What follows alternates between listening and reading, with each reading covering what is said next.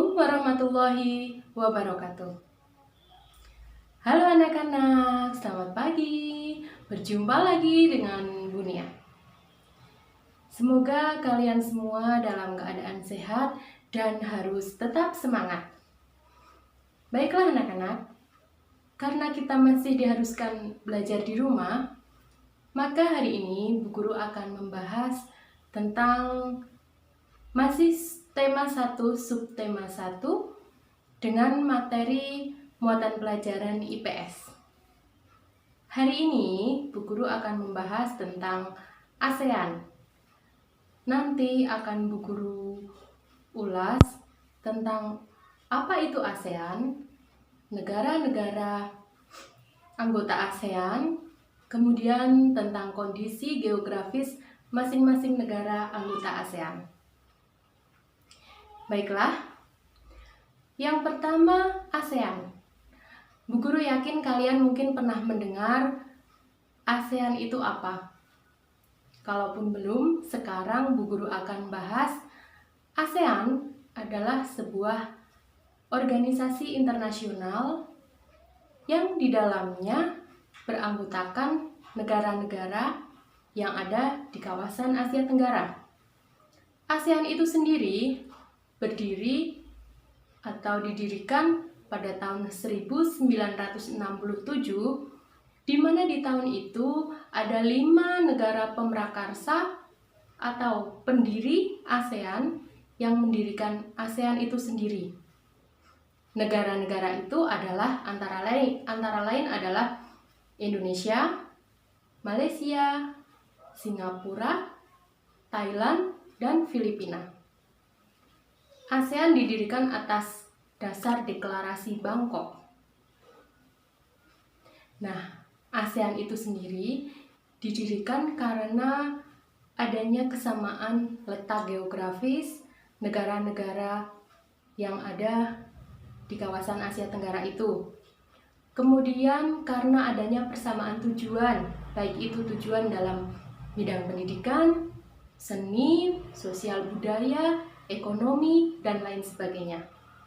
Kemudian saat ini ASEAN itu beranggotakan 10 negara. Selain 5 negara pendiri tadi, 5 lainnya adalah negara Brunei Darussalam, Myanmar, Laos, Kamboja, dan Vietnam. Jadi negara-negara anggota ASEAN itu ada 10. Selanjutnya, Bu Guru akan membahas tentang kondisi geografis dan pemanfaatan geografis negara-negara anggota ASEAN. Yang pertama adalah Indonesia.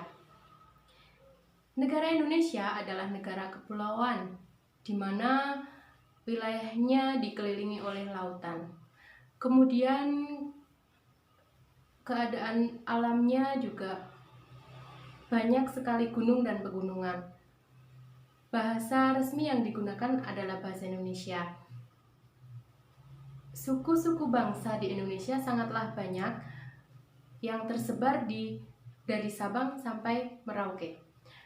Kemudian untuk hasil hutannya, Indonesia itu menghasilkan kayu jati, karet, pertambangannya pun ada beberapa bahan tambang yang dihasilkan, dan hasil lautnya juga sangat kaya sekali yang bisa dimanfaatkan baik di dalam maupun di luar negeri.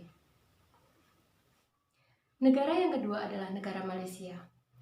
Malaysia memiliki penduduk yang sebagian besar etnisnya adalah etnis Melayu, Tiongkok, dan India. Sehingga bahasa resmi yang digunakan juga ada bahasa Inggris, bahasa India, dan bahasa Mandarin. Kemudian untuk wilayahnya, kenampakan alamnya cukup beragam. Ada gunung, rawa, pantai. Malaysia itu juga memiliki hutan yang luas, sehingga hasil hutannya pun sangat baik, dan Malaysia menjadi penghasil karet yang diekspor ke luar negeri. Negara Singapura merupakan negara yang memiliki penduduk dengan sebagian besar etnisnya adalah etnis Tionghoa. Nah, di Singapura itu wilayahnya sebagian besar terdiri dari dataran rendah yang kurang menghasilkan sumber daya alam. Pemanfaatan pertanian pun di Singapura itu menggunakan sistem hidroponik. Namun di beberapa wilayah dimanfaatkan sebagai penghasil unggas. Jadi di sana ada peternakan unggas. Negara Thailand wilayahnya adalah terdiri dari perbukitan dan pegunungan. Penduduk di Thailand itu merupakan etnis Thai yang beragama Buddha dengan bahasanya juga bahasa Thai. Nah, Thailand ini merupakan lumbung padi di Asia Tenggara, lumbung padi utama karena di Thailand itu padi di sana dihasilkan dengan sangat baik. Selain pertanian juga ada pertambangan dan ada beberapa sungai yang digunakan untuk menangkap ikan. Negara Filipina, beberapa bagian negaranya itu merupakan rangkaian dari pegunungan Sirkumpasifik yang di wilayahnya itu memiliki sungai-sungai yang pendek dan berarus deras serta berkelok-kelok sehingga sangat sulit digunakan manusia untuk berlayar. Untuk kenampakan alamnya, Filipina itu memiliki dataran rendah yang digunakan untuk pertanian dan perkebunan. Beberapa komoditas pertaniannya antara lain padi, jagung, dan sebagainya. Kemudian hasil perkebunan itu ada karet yang juga diekspor ke luar negeri. Brunei Darussalam itu wilayahnya dikelilingi oleh Sarawak atau Malaysia Timur.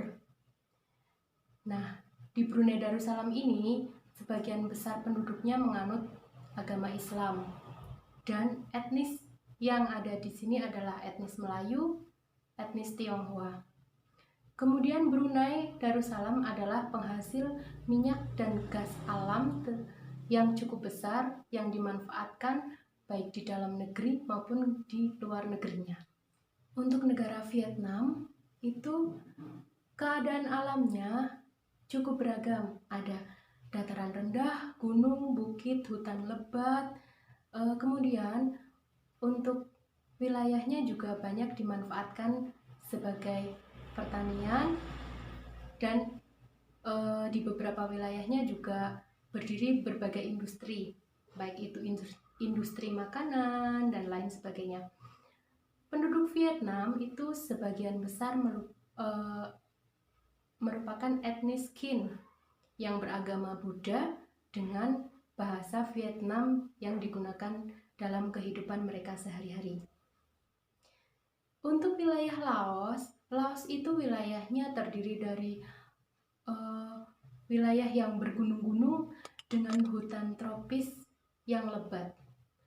Dengan penduduknya sebagian besar etnisnya etnis Lao dengan menganut agama Buddha dan bahasa resmi yang digunakan adalah bahasa Lao.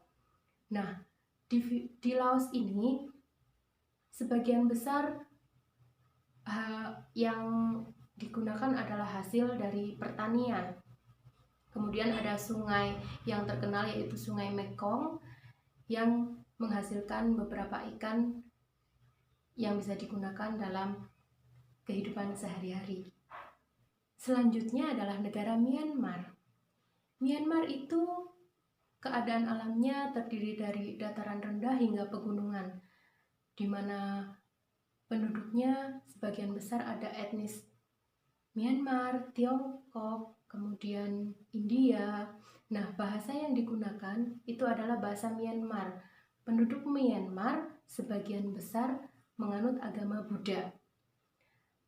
Untuk hasil alam yang dihasilkan, Myanmar itu menghasilkan beberapa hasil perkebunan seperti teh, sayuran, kemudian ada wilayah yang menghasilkan barang tambang seperti timah. Yang terakhir adalah negara Kamboja. Kamboja itu wilayahnya terdiri atas dataran tinggi dan dataran rendah. Nah, penduduk Kamboja sebagian besar beragama Buddha.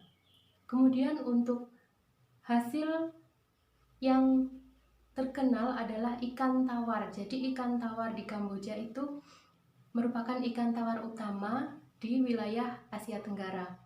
Kemudian selain menghasilkan ikan tawar, juga di Kamboja ada pertanian dan perkebunan juga.